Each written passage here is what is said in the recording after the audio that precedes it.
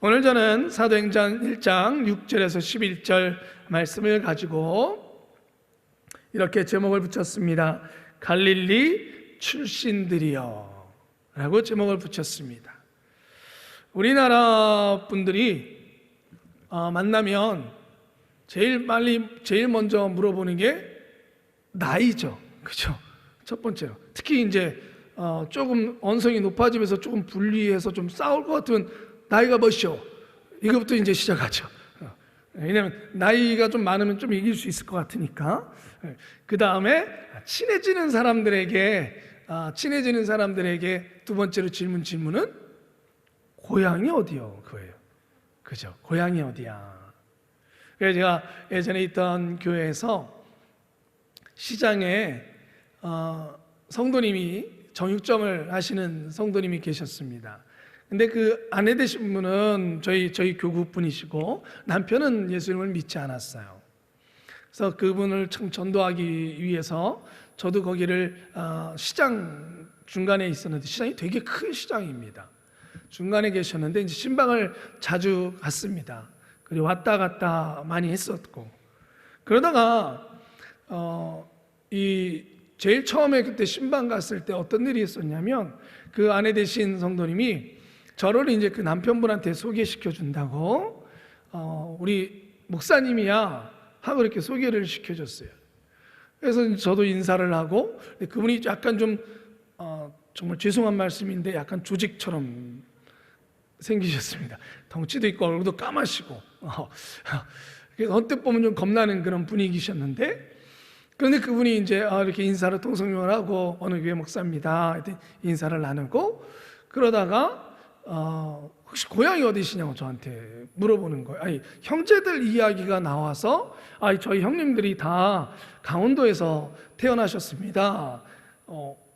강원도에서 태어나셨다고 했더니 깜짝 놀라는 거예요. 그래서 강원도 어디냐고 그러시는 거예요. 그래서 저희 강원도 거진, 속초 그쪽입니다. 그랬더니 저기 양양이라는 겁니다.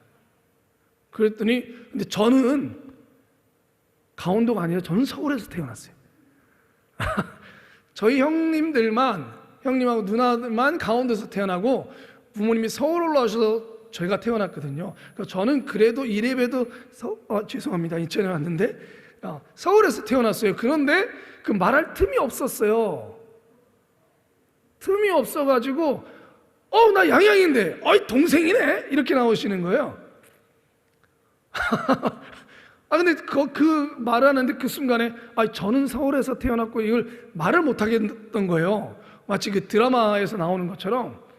그래가지고 제가 졸지에 뭐가 됐냐면 강원도 고향 동생이 돼버린 거예요. 그러더니만 고향 동생이 돼버리니까 태도가 달라지시네요. 근데 제가 시장에 신방을 이렇게 왔다 갔다 하면 동생 들어와. 그러면 여러분 그 육회, 아주 싱싱한 육회 드셔보셨습니까? 와, 동생 이거는 아무나 못 먹어. 그러더니요, 한 번은 그 육회를 본인이 이렇게 바로 만드신 육회를 주시는데, 와, 입에서 녹던데요. 근데 그게 왜 그랬어요? 제가 동생이 돼버려서 그래요. 제가 뭐 양양이나 속초나 그게 그거야? 그러면서 동생이 돼버려서 그래요. 제가 오늘 이 얘기 하려는 게 아니라, 출신이라는 게 그렇게 우리에게 있어서 가까움을 느낄 때도 있고, 또 하나 우리 나라가 지방색이라는 게 자꾸 있다 보니까 그 출신 때문에 갖는 선입견들도 있죠. 근데 유대 땅도 그래요. 유대 땅도 출신이라는 것이 그건 어느 나라다 다 있어요. 어디 출신이냐. 오늘 저는 갈릴리 출신들이여 라는 그런 제목을 가지고 하나님 왜 천사의 입에서 이 말이 나왔을까, 그걸 좀 나눠보려고 해요. 여러분, 예수님께서 제자들을 만나주시고, 그리고 그 제자들과 함께 제자들을 만난 뒤에 그들에게 전도의 소명, 복음을 듣는 자, 예수 그리스도의 부활을 본 자, 그리고 그 삶에서 증인이 되라고 주님 명령하신 뒤에 오늘 말씀을 보시니까 주님이 하늘로 올라가셨습니다. 구름이 그 주님을 가리우기까지 12 제자들이 주님을 바라보았어요. 여러분들, 이게 엄청난 장면이에요. 지금 우리야 하늘로 올라간다 그러면 이거 특수 효과 대단한데? 아니면 저거 어떤 보이지 않는 어떤 선으로 연결한 거야? 왜냐면 그런 영화가나 이런 것들을 하도 많이 보니까 별로 특별하지 않을 텐데요. 여러분, 2000년 전이에요. 사람이 하늘로 올라가는다라는 생각을 가지고 그걸 실천에 옮긴 게 몇 년도냐면 1783년. 우리는 보통 하늘 난다 그러면 라이트 형제를 생각하는데 그 전에 1783년 11월 21일 날 수도 파리 서쪽에 위치한 블로뉴라는 숲이 있습니다. 그 숲에 사람들이 막 모여들었어요. 그 이유는 광고가 하나가 났습니다. 그게 뭐였냐면 사람을 하늘로 올려 보내는 행사라는 하나의 행사가 열려졌어요. 그래서 소문이 났습니다. 그래서 사람들이 막 몰려들었어요. 하늘로 올라간다고 사람이? 말이 되는 소리를 해야지. 그런데 그게 뭐였냐면 이 행사장에 발사대라는 것이 만들어지고 지푸라기와 양털이 타오르며 회색 연기가 막 올라오고 있었어요. 뭔가 이렇게 봤더니 그 위에 직경 18m가 이르는 대형 열기구가 만들어진 거예요. 그게 최초의 열기구예요. 몇 년도에? 1783년도에 어마어마한 열기구에 바구니를 달고 거기에 물리학자였던 장 프랑스와 필라트르드로지에와 그의 친구 프랑스와 로랑이라는 사람, 참 이름도 어려워요. 이 두 사람이 거기 올라탔어요. 물리학자예요, 물리학자. 그리고 두근두근 되는 순간 사람들이 줄을 끊고 드디어 그 열기구에 타고 있던 사람이 하늘로 올라가기 시작했습니다. 쫙. 여러분, 밑에 있던 사람들이 어떻게 했습니까? 환호성이 일어나고 난리가 난 거죠. 우와! 비록 기구에 의한 것이지만 사람이 눈에 보고 있던, 내 옆에 있던 사람이 공중으로 부웅하고 떠오르는 겁니다. 여러분, 이 원리를 만들어낸 사람이, 원래는 열기구를 만든 사람은 조세프 미셸 몽골피에라는 사람인데, 이 사람은 고소공포증이 있어서 자기는 못 올라갔습니다. 다른 사람이 탄 것이고, 원래는 1777년에 빨래를 말리느라 피워놓은 연기를 보고 연구를 해서 열기구를 만들어낸 거예요. 보세요, 여러분. 1700년대가 돼서야 사람이 기계에 의해서 공중으로 올라가는 것이 있었습니다. 여러분, 예수님이 2000년 전에 제자들 앞에서 그런 열기구도 아니라 오직 예수 그리스도께서 구름에 통해서 하늘로 올라가시는 장면을 제자들이 지금 보고 있습니다. 상상도 못했던 일이고, 이거는 진짜 그나마 상상이라도 했으면 안 놀랬을 거예요. 그 당시에 누가 하늘을 난다는 상상을 했겠습니까? 생각해 보십시오. 이거는 엄청난 경험입니다. 구약에 바다가 갈라지는 홍해의 기적이 있다면 어쩌면 그것도 상상도 못했던 일들이지만, 예수님이 신약에 예수님이 하늘로 올라가시는 일은 이건 꿈에라도 생각도 못했던 일입니다. 그러니 얼마나 황홀하고 얼마나 신비롭고 얼마나 감격이 겨웠겠습니까? 평생에 처음 보는 장면. 그런데 너무나 놀라서 입도 다물지 않고 있던 그 제자들을 향해서 천사가 이렇게 얘기합니다. 갈릴리 사람들아, 어찌하여 서서 하늘을 쳐다보느냐? 너희 가운데서 하늘로 올라가신 이 예수는 하늘로 가심을 본 그대로 오시리라. 아멘. 주님 다시 오실 줄 믿습니다. 근데 여러분, 하늘로 가심을 본 그대로 오신다 그랬어요. 그러니까 지금 와 있는 거짓 예수들은 왜 가짜예요? 성경대로 안 왔잖아요. 그죠? 이단들, 수많은 이단들 왜 가짜예요? 가짜 이유가 수천 가지 수백 가지가 있지만 예수님 다시 오시면 승천하신 그 모습대로 오신다는 거예요. 이거는 의역할 게 아니라 그대로 여러분들이 읽으셔야 될 말씀이에요. 그대로 오세요. 그러니까 사람 몸에서 태어났는데 지금 내가 동정녀에서 태어났다고 다 가짜예요. 어쨌든 여러분, 제자들을 향해서 천사가 부르는 게 예수의 제자들이요, 아니면 사도요, 이렇게 말하는 것이 아니라 갈릴리 사람들이요 라고 이야기했다라는 거예요. 주님의 증인이 되라고 명령을 받고 놀라운 체험을 하고 있는 이 제자들을 향하여 그들을 부른 이름이 갈릴리 사람들이요 라고 부르고 있다는 거예요. 왜 제자들이라고 좀 부르시지? 왜 갈릴리 사람들이라고 했을까? 성경에 갈릴리 사람이라는 단어가 몇 번 나오긴 하는데 보통은 갈릴라이오스라는 헬라어로 갈릴리인이에요. 갈릴리인. 그러니까 그런데 오늘 나온 본문의 말씀은 안드레스 갈릴라이오이라는 무슨 얘기냐면 쉽게 한국말로 얘기하면 갈릴리 출신들이여라는 거예요. 갈릴리인이여라는 말은 지금 내가 어디에서 태어났든 갈릴리 지역에서 살고 있으면 갈릴리인이에요. 그런데 지금 제자들을 향해서 말하는 것은 갈릴리 출신들이여라고 얘기하는 거예요. 그러니까 만약에 우리가 그 갈릴리 사람들은 그 지역, 그 당시에도 여러분, 갈릴리라는 동네는 가난하고 정말 어려운 동네입니다. 속된 말로 좀 얘기하자면 갈릴리 사람들이요 그러면 아주 촌놈이라는 거예요.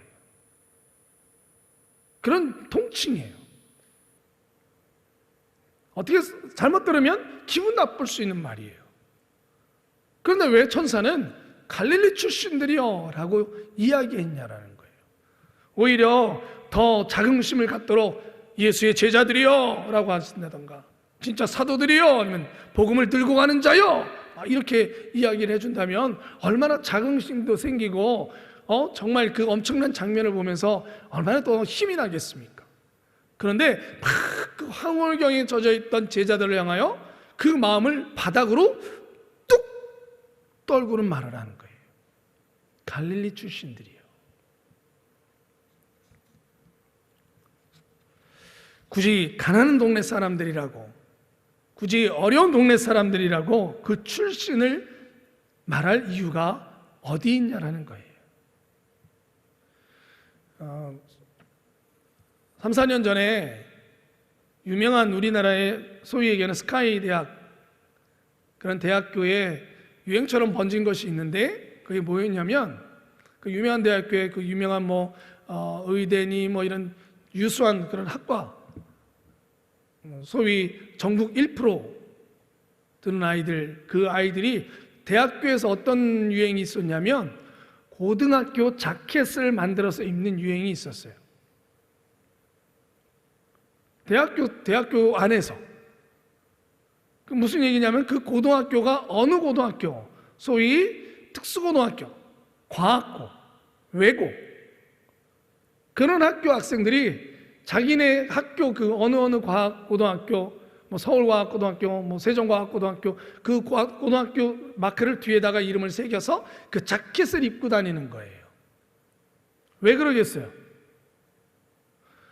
학교 내에서 전형이 여러 가지가 많으니까 일반 전형, 여러 가지 전형에 의해서 그 학과에 들어온 아이들이 있어요. 그런데 나는 너희랑 달라라는 걸 얘기하고 싶은 거예요. 나는 고등학교 과학고 출신이야. 어디 과학고 출신이야. 나는 어디 외고 출신이야. 그러니까 나는 그냥 들어온 거 아니야. 출신이 달라. 이걸 얘기하기 위해서 고등학교 자켓을 만들어서 입었다라는 거예요. 그러니까 일반 전형에 의해서 들어온 아이들은 그 그룹에 같은 학과를 다녀도 끼지 못하는 거예요. 참 웃기죠? 그 안에서도 가르는 거예요. 여러분, 출신이라는 게 그래요. 그러면 어떻게 보자면 천사의 입에서 나온 갈릴리 출신들이여라는 말은 도대체 왜 이렇게 했냐라는 거예요. 왜 출신을 이야기하냐라는 거예요. 여러분, 이거는 우리들에게 서 너무나 중요한 하나님이 주시는 말씀입니다. 꼭 기억하셨으면 좋겠습니다. 우리가 복음을 들고 나가고 하나님의 은혜를 체험한 우리들에게 있어서 너무나 잊지 말아야 될 말이 갈릴리 출신들이여라는 말이에요. 제자들은 3년 반이 넘도록 주님과 함께 지냈습니다. 그들은 주님이 일으키신 기적과 죽은 자를 살리는 것과 바다 위를 걷는 것과 5,000명을 먹이시는 것과 물이 포도주로 바뀌는 것과 너무나 엄청난 기적들을 그 눈으로 보았고 그 현장에 있었던 사람들입니다. 그리고 마지막 도저히 상상도 할 수 없었던 예수님의 승천을 바라봤던 사람들입니다. 스스로에게 얼마나 특별한 존재라고 느꼈겠습니까? 그렇지 않아 라고 하려고 해도 암암리에 특별한 존재로 불려질 수밖에 없는, 심지어 여러분들 아시는 것처럼 예수 그리스도께서 잡히셨을 때 그 주님을 쫓아갔던 베드로를 향하여 저도 갈릴리 사람이 아니냐, 저 사람도 예수를 쫓는 사람이 아니냐. 그러니까 사람들은 그 제자들을 눈여겨보고 있었다라는 거예요. 스타에 어떻게 보자면 스타예요, 스타. 유명인들이에요. 그런데 가장 특별한 그 순간, 가장 정말 최고의 황홀경에 있을 그 순간, 천사는 이야기합니다. 너희는 갈릴리 출신들이라. 그러니 겸손하라. 그러니 겸손하라. 여러분, 그리스도인들에게 있어서 나도 모르게 겸손은 주님을 믿지 아니하는 사람들만 교만하고, 그리스도인들은 언제나 겸손할까요? 그렇지 않습니다. 복음을 전하는 사람들은 가장 중요한 예수 그리스도의 말씀이, 복음이 우리 안에 들어오고 예수님이 언제나 나와 함께하는 그 사람들이 내게 들어올 때, 그 은혜가 내게 들어올 때에 끊임없이 우리가 가져야 될 게 무엇이냐면 겸손이라는 거예요. 우리가 가끔씩 간증을 합니다. 우리가 지난주에도 여러분들의 삶에 주님과 눈을 마주치고 주님과 함께 살아가며 나를 도우시는 것들을 날마다 증거하십시오. 맞습니다. 그런데 그런 간증과 증인이 될 때 정말 많이 실수하는 것이 있습니다. 그것은 간증과 증언을 하는 그 순간 나도 모르는 사이에 교만해져서 주님을 증거하는 것이 아니라 나를 증거하는 일들이 너무나 많이 일어난다는 거예요. 예전에 참 간증 집회가 많이 있었습니다. 무슨 부흥 집회다 그러면 거의 반은 간증 집회였어요. 근데 참 안타까운 일들은 그 간증 집회 속에서 말씀을 정말 주님을 드러내는 분들도 있는가 하면, 어떤 분들은 자기를 드러내는 것에 혈안이 되신 분들도 계시고, 내가 이만큼 했다 이거예요. 내가 이렇게 기도했고, 내가 이렇게 하나님께서 병을 고쳐서 이렇게 어떻게, 내가라는 말.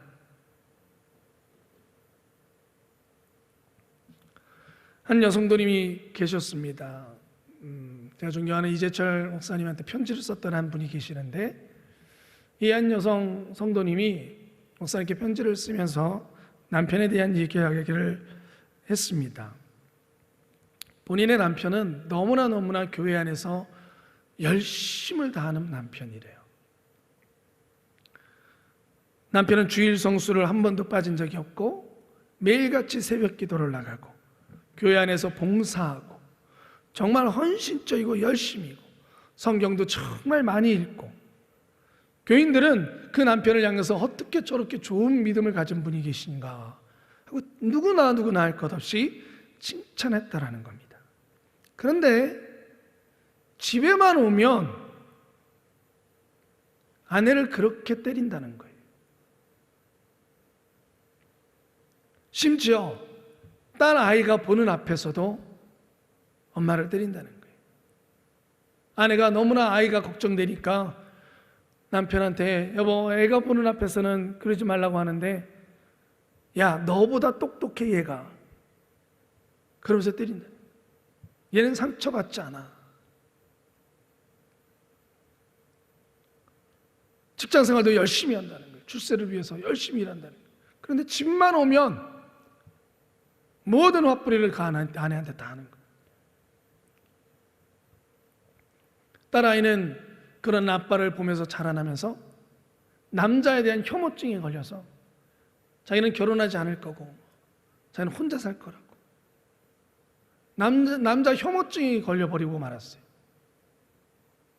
그러면서 그 편지를 쓰면서 목사님, 생각보다 저랑 비슷한 사람들이 많다는 걸 알게 됐습니다. 그분들을 위해서 기도해 주시고 말씀을 전해 주세요. 편지를 쓰셨대요. 여러분, 이 남편의 신앙이 다 가짜일까요? 아닙니다. 가짜면 그렇게 열심히 할 수가 없습니다.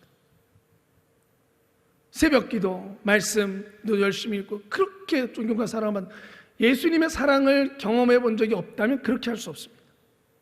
그럼 도대체 뭘까요? 이분의 이 이중적인 모습은 도대체 뭘까요?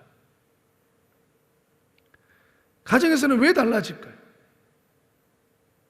다 한 가지밖에 없습니다. 교만하기 때문입니다. 교만하기 때문입니다. 우리가 주님의 은혜를 체험하고도 그 체험한 은혜 속에서 그 은혜가 나를 지배해서 살아가는 사람이 있는가 하면 그 은혜를 내 도구로 삼는 사람들이 있습니다. 여러분, 성경에도 중요한 두 사람이 있습니다. 한 명은 사울이며 바울이고 또 한 명은 베드로입니다. 그런데 이 두 사람이 하나님의 은혜를, 주님의 놀라우신 은혜, 그 은혜를 체험한 뒤에도 그 믿음의 삶의 모습이 달랐습니다. 바울은 예수 그리스도를 만나고 그 삶이 순식간에 뒤바뀌어 버린 사람입니다. 그래서 사도 바울은 빌립보서 3장 7절에 이렇게 고백합니다. 그러나 무엇이든지 내게 유익하다는 것을 내가 그리스도를 위하여 다 해로 여길 뿐더러 또한 모든 것을 해로 여김은 내 주 그리스도 예수를 아는 지식이 가장 고상하기 때문이라. 내가 그를 위하여 모든 것을 잃어버리고 배설물로 여김은 그리스도를 얻고 그 안에서 발견되려 함이니 내가 가진 의는 율법에서 난 것이 아니요 오직 그리스도를 믿는 믿음으로 말미암은 것이니 곧 믿음으로 하나님께로부터 난 의라. 이 율법에 박식한 사도 바울, 율법을 철저히 지켰던 사도 바울이 주님을 만나고 이 가치관이 완전히 뒤바뀌어 버린 거예요. 주님의 법칙으로, 그리스도의 말씀의 중심으로, 그리스도로 완전히 뒤바뀌어 버린 거예요. 그런데 또 한 명의 사람이 있습니다. 베드로입니다. 베드로는 이렇게 변화되지 않았습니다. 베드로는 천천히 변화되어져 갔습니다. 예수 그리스도의 놀라운 은혜를 체험하고 심지어 성령의 놀라운 불같은 성령의 은혜를 체험해서 방언을 말하고 나가서 설교하니까 5,000명, 3,000명이 영혼들이 돌아오는 놀라운 역사가 있었음에도 불구하고 여전히 그의 마음속에 율법이라는 그런 지식이, 유대주의 율법이라는 지식이 그의 중심으로 자리 잡고 있다 보니까 사도 바울을 통해서 전도되어지고 세워졌던 교회를 인정할 수가 없었던 거예요. 심지어 하나님 주님께서는 이렇게 환상까지 보이십니다. 고넬료라는 백부장의 집에 갈 때에 귀한 말씀이 나오죠. 큰 보자기에 유대 율법에는 먹지 말라 하는 짐승들이 가득가득 채워져서 보자기가 하늘로서 내려올 때에 베드로가 이렇게 고백하죠. 주님께서 이걸 잡아먹으라 했더니 주님, 저기 있는 음식들, 저기 있는 동물들은 하나님이 다 부정하다라고 말씀하신 것이라서 먹을 수가 없습니다. 분명히 주님께서 먹으라라고 얘기하셨는데 베드로는 못 먹습니다라고 얘기하는 거예요. 무려 3번에 걸쳐서. 근데 주님이 이렇게 얘기해 주십니다. 내가 정하다 하는 것을 너가 속되다 하지 말라. 무슨 말씀입니까? 성령의 놀라운 은혜를 체험한 뒤에도, 불같은 성령을 체험한 뒤에도 여전히 베드로 안에는 율법이, 심지어 하늘에서 주님의 음성이라고 깨닫고 있는데도, 주님이 먹으라는데도 예 알겠습니다가 아니요, 아니요 못 먹습니다라고 나온다라는 거예요. 이게 무엇입니까? 이게 교만입니다. 반대로 이번에 아까 나왔던 사도 바울은 그가 아시아로 복음을 전하려고 하려고 할 때에 하나님 성령께서 아시아로 복음을 전하지 말라고 막으셨습니다. 그리고 그를 이끄신 것은 바다 건너 마케도냐라는 곳이에요. 거기는 더 위험한 곳입니다. 바다를 건너가야 되는 곳입니다. 하나님, 주님 하나님, 제가 복음을 안 전하는 것이 아니라 아시아 쪽 전할게요. 이렇게 해도 되는데 사도 바울은 성령님이 막으셨다고 하고는 그 길을 멈췄습니다. 그리고 배를 타고 생명의 위협을 무릅쓰고 마게도냐를 건너갑니다. 보십시오. 하나님의 은혜를 체험함에도 불구하고 하나님의 말씀 앞에 온전히 순종하여 겸손히 하나님의 말씀이 이끄신 대로 가는 사람이 있는가 하면, 베드로가 아직 주님 앞에 완전히 성숙되지 않은 그때에는 여전히 은혜를 체험한 베드로가 완전히 뒤바뀌어지지 않은 그런 불완전한 모습을 우리는 확인하게 되어지죠. 우리도 그러합니다. 여러분, 앞서 이야기한 그 남편이 바로 이런 사람입니다. 그는 하나님의 말씀을 머리에 담았지 가슴에 담지 않았습니다. 그는 하나님의 말씀은 단지 영적 호기심과 허영심을 채워주는 도구가 된 것이지 그의 삶을 바꾸고 변화시키는 기준이 되지 못했던 것이죠. 그의 봉사는 자신의 의로움과 사람들 앞에 높임받는 것에, 기분이 좋아지는 것에 쓰여지는 것이죠. 사람들의 말들, 사람들의 존경의 눈초리로 자신을 바라보는 것을 즐기는 그런 영적 허영심에, 교만함에 가득 찼던 사람이 바로 그 남편인 것입니다. 여러분, 일반적으로 우리는 교만함이라는 것을 흔히 행동을 통하여 교만한 걸 판단하려고 하죠. 보면은 인사를 잘 안 한다든지, 말투가 고분고분 안 한다든지, 그러면 저 사람은 좀 교만한 사람 같아. 반대로 인사 잘하고 또 사람들 앞에 잘 도우려고 하고 허리 많이 숙이고 그러면 겸손한 사람 같아. 만약 그렇게 쳤다면 이 남편은 사람들 앞에 겸손한 사람으로 불려졌을 거예요. 그러나 실상은 그렇지 않았던 것이죠. 실상은 그 사람은 고분고분하고 진짜 겸손한 사람이 아니라 그 모든 것이 자신의 영적 허영심이 있었던 것입니다. 그는 교만한 사람이었습니다. 특정 공간과 특정 사람들에게만 보여주는 행동으로 사람을 판단할 수 없는 것이죠. 하나님 앞에서 교만하다는 것은 하나님의 말씀의 지배를 받기를 거부하는 것입니다. 하나님의 말씀보다 자기가 필요한 때에, 자기가 편안하다 하는 그때에 자신의 경험과 자신의 생각이 더 중요해지는 것이죠. 더 앞서게 되는 것이죠. 이 남편에게 있어서, 가족에 있어서는 하는 모든 행동의 기준이 하나님의 말씀이 아니라 가족에게 있어서는 자기의 가치관이었던 거예요. 왜? 내 영역이라 이거예요. 가정은 내 마음대로 할 수 있다 이거예요. 다른 사람의 눈치를 안 봐도 되니까 여기는 내 생각, 내 방식대로 하겠다라는 거예요. 여러분, 그것이 교만입니다. 하나님의 말씀 앞에 붙잡히지 않은 그 순간.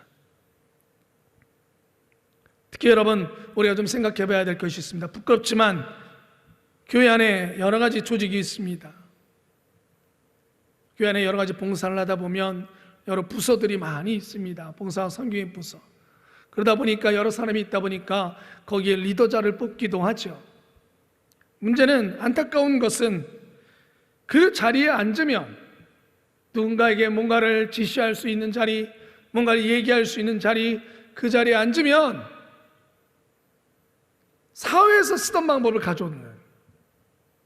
아, 이제는 내가 이걸 할 수 있는 자리에 섰구나. 그 순간 하나님의 말씀에 의해서 함께 사역하는 것이 아니라 내가 살아왔던 방식대로, 내가 사회에서 하고 있던 방식대로, 내가 경험했던 대로 말씀에 비추어서 이것이 옳은가를 바라보는 것이 아니라, 이건 내가 이 행동을 해도 괜찮아. 왜? 사회에서도 괜찮았으니까. 그걸 가지고 들어온다라는 거예요. 그것은 여러분, 교만함입니다. 하나님의 말씀에 지배를 받지 않은 순간 우리는 교만해질 수밖에 없는 것이죠. 사랑하는 하나님의 마음에 상처를 주고 폭력을 행사하고, 그는 하나님의 말씀을 자신의 허영심을 채우는 도구로 삼고 있었던 것이고, 내가 성경을 몇 번이나 읽었는데, 내가 기도를 몇 번이나 했는데, 내가 봉사를 몇 년 했는데, 내가 구역장을 몇 년 했는데, 내가 이 교회 몇 년 다녔는데 내 말이 틀리단 말이야? 내가 결정한 것을 따르지 않는다고? 내가 잘못했다고? 이런 걸 용납할 수가 없게 되어지는 거예요. 결국 그 마음은 교만으로 가득 채워요. 여러분과 저는 어떻습니까? 하나님 말씀 앞에 우린 교만하지 않습니까? 교만함이기 때문에 하나님의 말씀을 가슴에 담지 않고, 그 말씀에 자신을 죽이고 순종하려 들지 않고, 내가 편한 자리, 내가 마음대로 할 수 있겠다라는 자리와 그 순간이 되어지면 내 교만함이 나오는 것이죠. 예수님의 승천을 바라고 있던 제자들, 엄청난 경험을 하고 그 경험을 가서 봐라, 내가 섬기던, 내가 따르던 예수님이 승천까지 하신 분이야. 그 말들 속에서 그들이 정말 복음을 이야기할지, 아니면 나는 이 정도로 경험한 사람이야, 자신들의 공로를 이야기하는 존재가 될지, 천사들은 분명히 얘기합니다. 너희는 갈릴리 출신들이라 잊지 말라. 고린도전서 4장 6절 하반절에 이렇게 말씀이 있습니다. 이는 너희로 하여금 기록된 말씀 밖으로 넘어가지 말라 한 것을 우리에게서 배워 서로 대적하여 교만한 마음을 가지지 말게 하려 함이라. 누가 너를 남달리 구별하였느냐? 내게 있는 것 중에 받지 아니한 것이 무엇이냐? 내가 받았은즉 어찌하여 받지 아니한 것 같이 자랑하느냐? 고린도서 안에 있는 사람들이 하나님께 받은 은혜가, 성령의 은사들을 막 경험하고 나니까 방언하는 사람, 예언하는 사람, 방언 통역하는 사람, 그런데 문제는 그들 그것도 평생에 처음 경험해 보는 거거든요. 아주 신령한 것을 경험하고 있거든요. 그러니 서로 누가 높냐라는 걸 얘기하고 있는 거야. 야, 방언이 더 좋은 거야? 야, 예언하는 것이 더 좋은 거야? 아니야. 난 영분별 할 줄 알아. 하나님이 주신 것을 가지고 자신들의 높낮이를 얘기하고 있는 거예요. 이게 초대교회 때 은혜 받은 자들의, 은혜 받은 성도들의 모습이었다는 거예요. 여러분, 그 초대교회 정말 하나님의 놀라운 은혜를 체험한 분들도 그런데, 하물며 우리는요, 저희는요, 그럴 위험성이 더 많죠. 그래서 이야기하고 있습니다. 누가 너를 남달리 구별하였느냐? 내게 있는 것 중에 받지 아니한 것이 어디 있느냐? 사랑하는 성도 여러분, 우리가 하나님께 받지 아니한 것이 어디 있습니까? 이 생명의 태어남부터 여러분들이 작정하고 태어나신 것입니까? 나는 누구 부모 밑에서 태어나야지.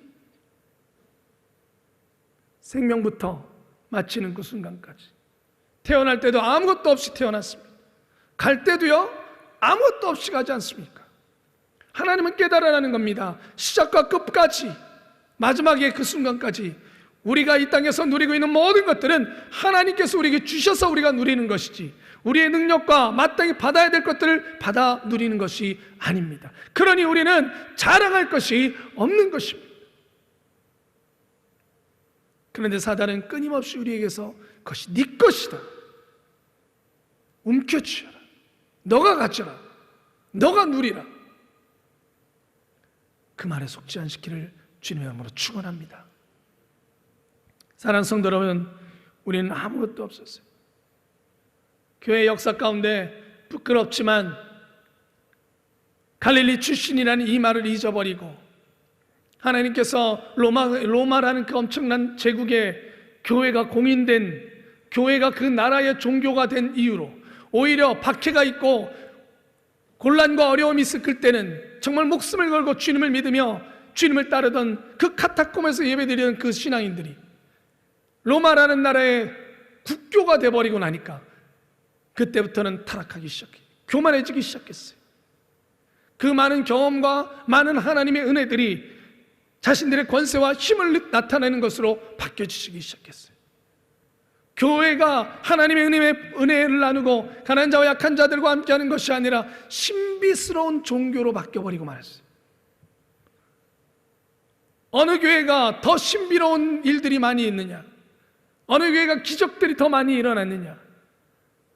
성지 순례다라고 이야기하면서 기적이 일어나고 순교자, 성인이 있다 한 곳은 다 방문하고 신비스러움만 쫓는 종교가 돼요. 그 신비스러움을 경험하면 자신의 신앙이 대단한 것처럼 돼버리고,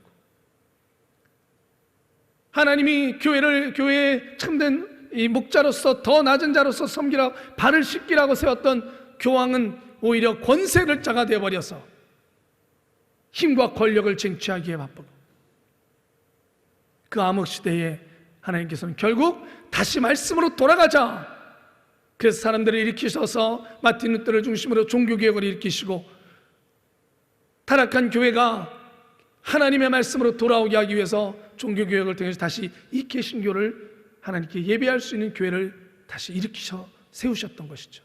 그러나 안타까운 것은 우리도 어느 순간인가 하나님께서 말씀의 중심 앞에, 말씀 앞에 순종하는 것에서 벗어나서 교회 안에서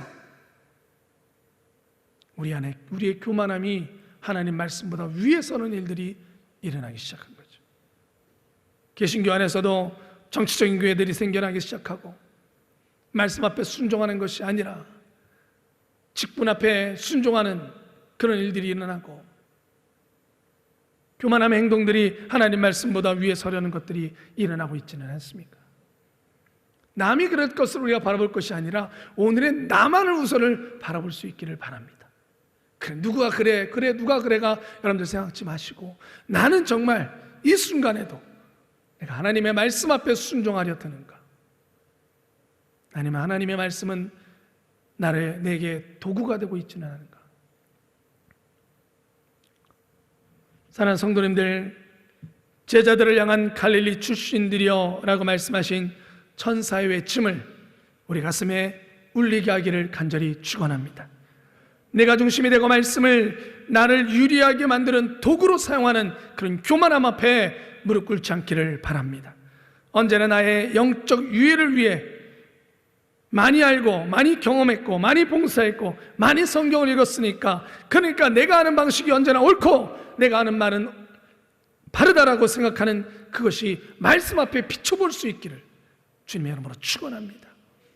그리고 하나님 말씀이 그렇다 하지 않는다면 내가 평생 해왔던 삶의 방식일지라도 하나님 말씀 앞에 내려놓기를, 겸손히 무릎 꿇기를 주님의 이름으로 축원합니다. 교만은 패망의 선봉입니다. 우리 안에 스며들어온 이 교만,